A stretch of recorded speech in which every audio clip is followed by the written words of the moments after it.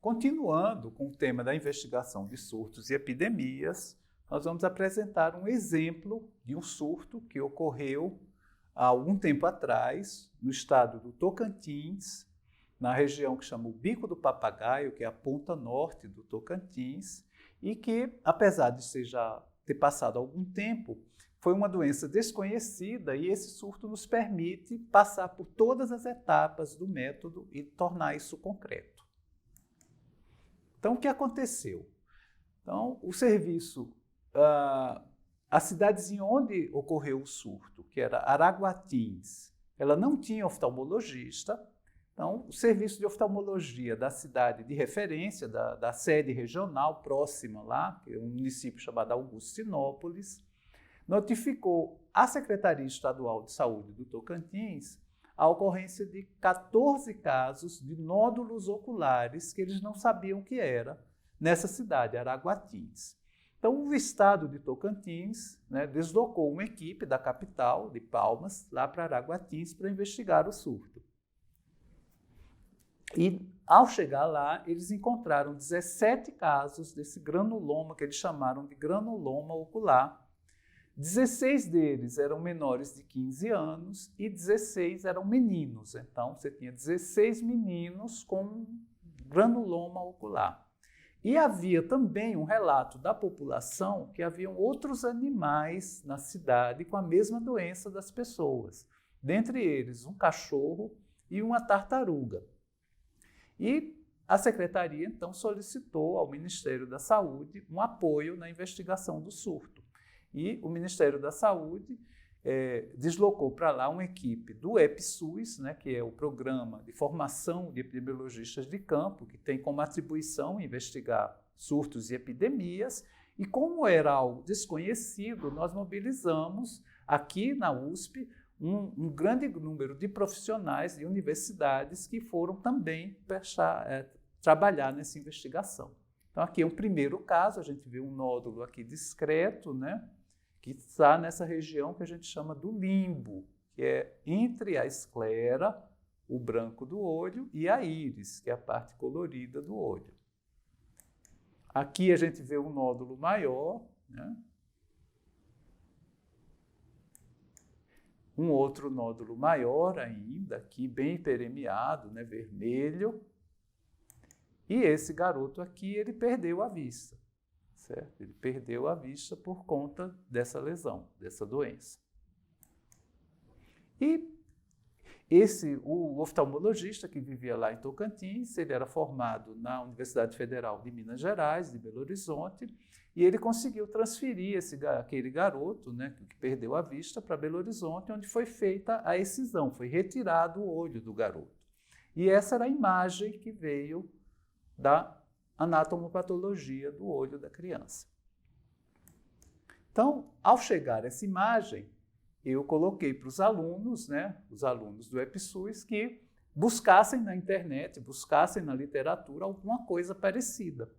E os alunos trouxeram, então, esse surto, que era um surto ocorrido, que estava publicado, ocorrido na Índia, né, que tinha um granuloma, uma lesão de olho parecida com a nossa, e essa imagem da histopatologia que foi considerada semelhante à nossa também. Esse surto da Índia tinha acontecido numa região de floresta lá da Índia, e em um caso eles encontraram um trematóide, um verme, uma filária nesse olho. Então, e eles atribuíram os 131 casos à mesma etiologia, embora tenha sido encontrado em um só. Então, era um ponto de partida, nós não tínhamos nada, então podia ser uma coisa parasitológica. E aí nós montamos uma equipe para ir lá para o Tocantins, que tinha epidemiologistas, tinha infectologistas, tinha oftalmologistas, tinha parasitologistas, porque nós tínhamos essa hipótese do parasita, tinha uma moça da Unicamp, que era uma parasitologista ambiental, que consegue buscar parasitos no meio ambiente, e tinha também o médico veterinário oftalmologista, aqui da escola da Faculdade de Veterinária, da cidade universitária, que também se interessou e foi junto com a gente para investigar o surto. Então, ao chegar lá, nós montamos a nossa primeira definição de caso. Então, o paciente que apresentava pelo menos uma das seguintes lesões: um nódulo conjuntival simples ou límbico, uma opacidade de córnea com inflamação e nódulo de câmara anterior, ou apenas pacientes com opacidade de córnea, ou seja, aquele que teve aquele granuloma, teve aquele nódulo, o nódulo sarou, mas deixou um pontinho de opaco na córnea, um pontinho de cegueira ali na córnea, que eram os pacientes com sequelas. Então, olha, aqui é o nódulo, aqui uma opacidade de córnea, né? Então, isso foi casos ativos e casos com sequelas. A gente tinha 17 casos índice. 16 eram crianças e adolescentes. Então, nós centramos a busca nas escolas e examinamos 5.000 crianças, que correspondia a 83% da população dessa faixa etária. Fomos em 40 das 41 escolas que existiam no município. Só não fomos na que era mais longe, de mais difícil acesso, tinha que pegar um barco muito longe. Identificamos 235 casos suspeitos e esses 235 foram chamados para o exame oftalmológico. A gente levou para lá, no material que nós levamos, na preparação para o trabalho de campo, levamos um consultório oftalmológico portátil, né, para montar lá e fazer esses exames. Dos 235, 210 compareceram e nós classificamos, olha, 64 como pacientes casos, que somados com os 17 que a gente já tinha, somaram 81. 85 tinham sequelas e 61 foram descartados, tinham outras doenças oculares. E, durante a investigação, casos novos surgiram. Então, a gente chegou a 99 casos e a nossa investigação foi feita com 91. E caracterizamos, então, refinamos a nossa definição de caso. Então, que era nódulos subconjuntivais ou límbicos, granuloma de câmara anterior, uveíte e esclerite e opacidade de córnea. E aqui caracterizamos, então, aqueles 91 casos. Então, o sintoma mais frequente foi hiperemia, olho vermelho, o nódulo ocular, 70%, lacrimejamento, 63%, prurido, ou seja, coceira do olho, 60%, fotofobia, 57%, ardor no olho. As lesões eram unilaterais em 80% dos casos, 60% tinham nódulo subconjuntival, 55% tinham opacidade de córnea, ou seja, já tinha alguma perda visual decorrente. Em 15 foi preciso fazer uma cirurgia para tirar aquele nódulo e 3 crianças perderam a visão. Na investigação clínica, todas as hipóteses que nós tínhamos, que são parasitoses que envolvem o olho, deu resultado negativo. Então, não tinha toxoplasmose, não tinha toxocaríase, não tinha oncocerca, não tinha filária. Então, nós não tínhamos nenhuma pista de que doença era essa. Todas as doenças que nós pensamos deram negativas. E o veterinário oftalmologista examinou o cachorro e a tartaruga e viu que os dois tinham outras doenças diferentes dos seres humanos. E essas crianças elas não tinham nenhuma outra doença além desse problema do olho. Ou seja, pela clínica nós não encontramos nada. Nós não sabíamos o que era essa lesão. Na distribuição temporal, a gente viu que tinha caso já muito antigo, tinha caso de 3 anos antes. Só que havia um pico, uma concentração de casos naquele período, pouco antes da chegada da equipe para a investigação. Então, havia uma concentração de casos nas férias escolares de julho e no período de seca do Rio, de julho a setembro. Aqui é onde fica Araguatins, tá certo? No mapa, aqui no Bico do Papagaio. Fica na margem do rio Araguaia, que é desse lado aqui do estado de Tocantins. E aqui é uma foto do centrinho da cidade. Vocês veem que o rio está aqui é o que eles chamam cais, onde param os barcos, e tanto para a direita quanto para a esquerda é uma praia. que é a Praia do Rio Araguaia, que é um destino turístico do pessoal do Centro-Oeste, do estado de Goiás. Então, nas férias, é uma região que é procurada turisticamente e essa orla, ela é uma orla que só tem restaurantes e pousadas para os turistas. Bom, fizemos então a busca nas escolas, como a gente tinha contado. E o que a gente viu? Que, distribuindo pelos bairros, né, a gente viu que os casos estavam principalmente na zona urbana e nos bairros mais centrais da cidade. Tinha casos nos demais bairros, tinha alguns poucos casos na zona rural, mas a maioria dos casos nos bairros do centro.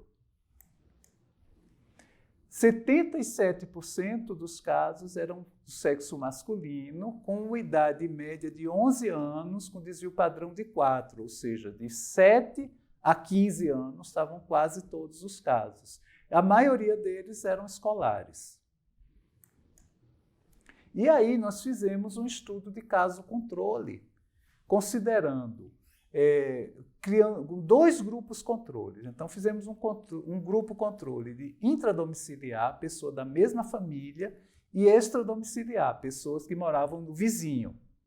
E o que é que nós vimos como fator de risco na análise univariada, a primeira análise, né, que pega cada fator separadamente.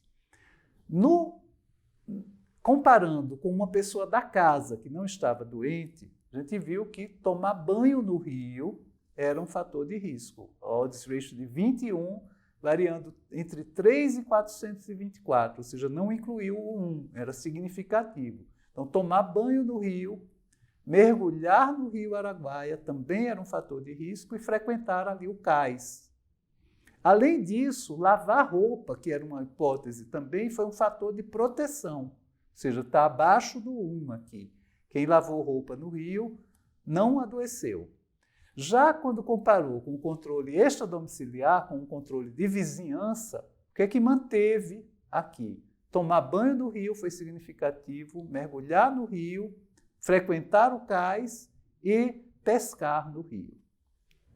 Então, vejam só, isso aqui sugeria que a fonte do surto estava no rio, tá certo? Aí levamos esses dados para o modelo multivariado, para uma regressão múltipla. E aí, olha, o que aconteceu? O que é que permaneceu como significativo? Tomar banho no rio perdeu a significância. Ficou significativo mergulhar no rio, frequentar o cais e ser do sexo masculino. O que quer dizer isso? Então, a gente tinha, no estudo de caso-controle, dizendo que alguma coisa existia no rio Araguaia que fazia com que quem mergulhava nele tivesse essa lesão do olho. A gente não sabia o que era, mas sabia que estava no rio. Então, quer dizer, nós tínhamos uma hipótese de que estava no rio e que, ao mexer nisso, a gente podia resolver o problema. Então, nós somos prefeitos da cidade, disse, olha, a nossa proposta nós não sabemos o que é, mas está dentro do rio. Então, nós queremos interditar a praia. E aí o prefeito deu um pulo, né? Imagine, em plenas férias, vocês querendo interditar a praia, a fonte de renda da cidade. Bom, se o prefeito não quer, nós vamos para o Ministério Público, para o juiz da cidade. E fomos, e o juiz mandou interditar a praia, e nós paramos de ter caso. Só que nós não tínhamos resolvido o problema. Quer dizer, para nós, a gente tinha uma etapa intermediária, nos indicou uma medida que funcionou, mas a gente não sabia o que era. E aí fomos analisar tudo de novo. E aí aquelas lâminas de anatomopatologia feitas lá em Minas Gerais vieram aqui para a Faculdade de Medicina e foram examinadas pelo professor Tales, que é o decano de patologia. Quando o professor Tales olhou, disse, olha, tem várias estruturas aqui nessa lâmina que não são da anatomia humana. Isso aqui é um corpo estranho, tem algo que entrou nesse olho aqui. E o que era isso? Então, nós fomos tentar entender o que era isso e descobrimos que isso aí eram microagulhas de sílica, de vidro. Então, microagulhas de vidro que perfuraram o olho daquele garoto. De onde vêm essas agulhas de vidro, microagulhas, né? São microscópicas, não são visíveis. De onde elas vêm? E aí nós fomos descobrir que essas microagulhas de sílica, vêm das esponjas do rio, que se implantam nessas pedras na margem do rio. Aqui a gente tem uma imagem melhor das esponjas do rio. E o que acontece? Quando o rio, na fase de cheia do rio, essas esponjas se implantam em áreas mais altas, em pedras mais altas. Quando o rio seca, elas ficam expostas e morrem. E aí o esqueleto delas, que são essas microagulhas de sílica, cai no rio. E aí as crianças mergulhavam com o olho aberto e eram perfurados os olhos por essas agulhas de sílica. Então aqui, mais situações, né? São essas pequenas ilhas, aqui, bancos de areia, e com pedras onde essas esponjas se implantam.